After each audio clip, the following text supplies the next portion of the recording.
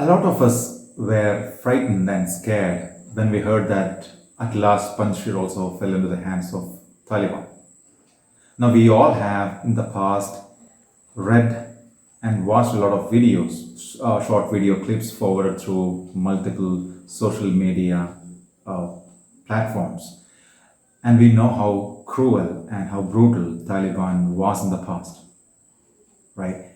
Now, in this video, I would try to run you through a bit of history on Taliban and on Afghanistan. So this video might be a bit too long. The topic demands it. Hi all. Welcome back to another video. Thanks for joining. Let's crimble.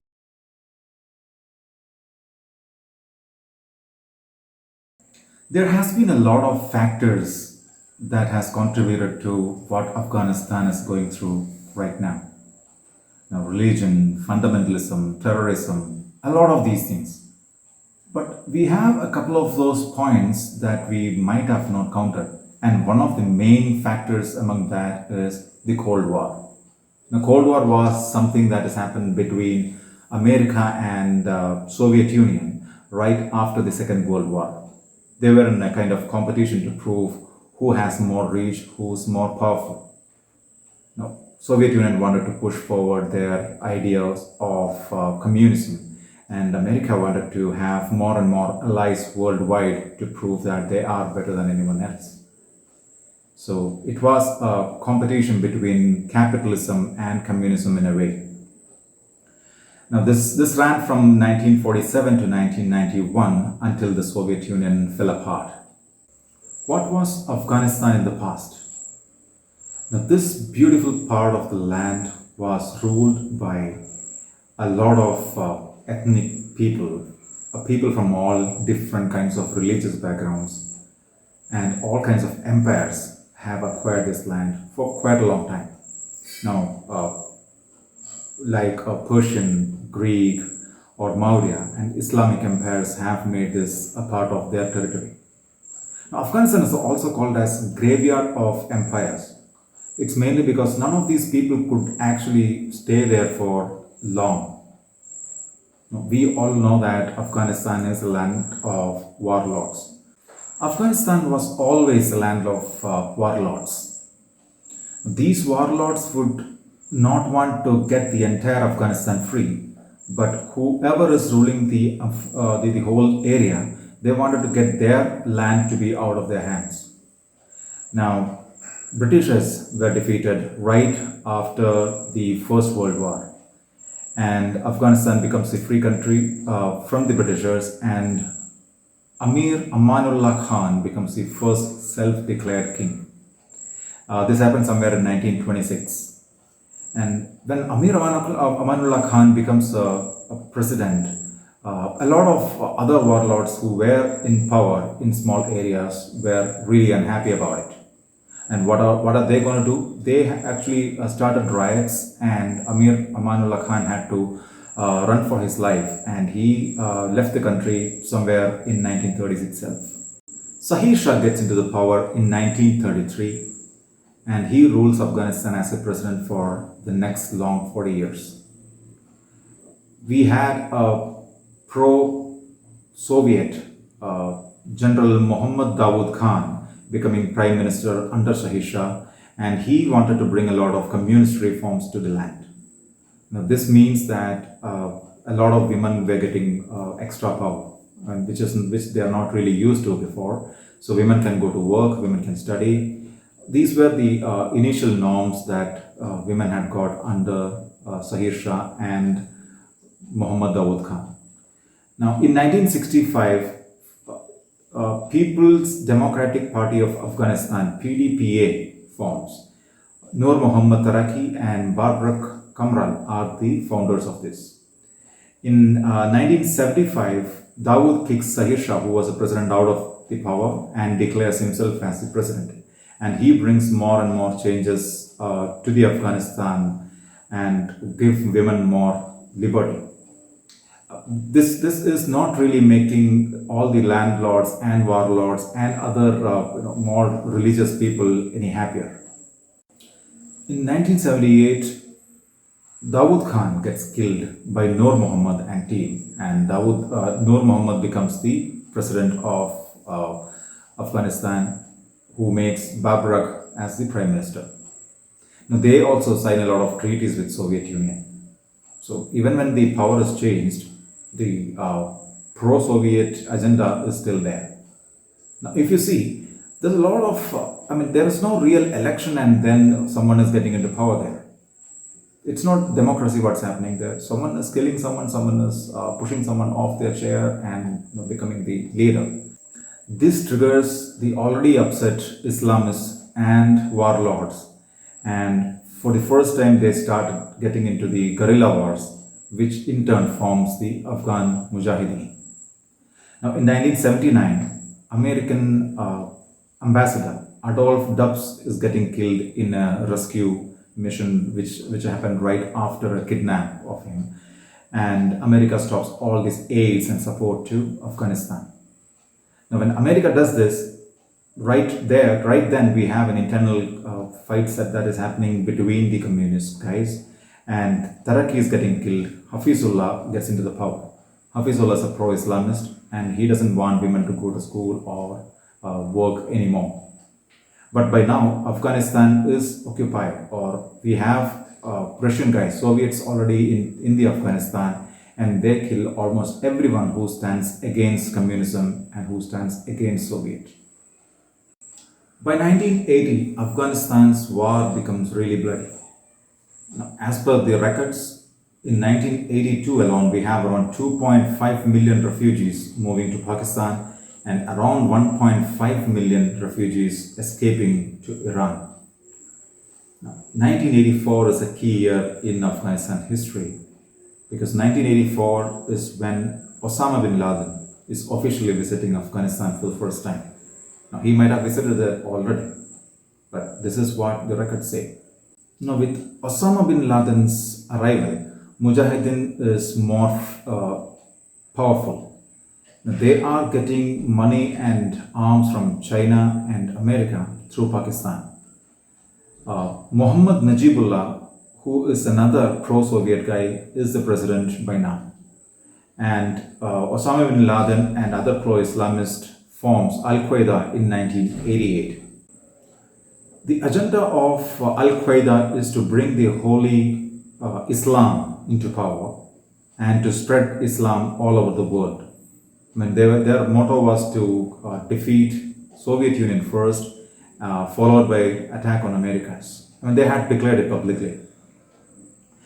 In 1989, by then Soviet Union was financially down. So with the pressure of America and China, Soviet Union is forced to sign in a treaty, a peace treaty with Afghanistan. So America, Pakistan, China, and Afghanistan signs a peace treaty, and Soviet Union is forced to pull all the men from Afghanistan. Now, the internal fights between the warlords and the pro-Soviet government are still going on in Afghanistan. Ahmad Shah Massoud and his allies acquires Kabul by now, and Najibullah is moved into a safe zone with the help of UN. Year 1995, Taliban is formed, and they declare that they will stand for Islamic values. They stop women from going to school, and they take care of all the conflicts between these warlords, and they unite all of them. Now think about the common man in Afghanistan, who has always been seeing these riots, these fights, wars, and drought, of course. What do they do? They would agree with whatever is being said by whoever is in power. Under the safe hands of Taliban, Al-Qaeda is becoming stronger and stronger. Where do they get these people from? Now, you remember all those refugees who fled to Pakistan and Iran in the past? They're kids. Those kids are brainwashed in the madrasas of Pakistan and Iran, mainly in Pakistan. And they were coming back to Afghanistan to get arm trained.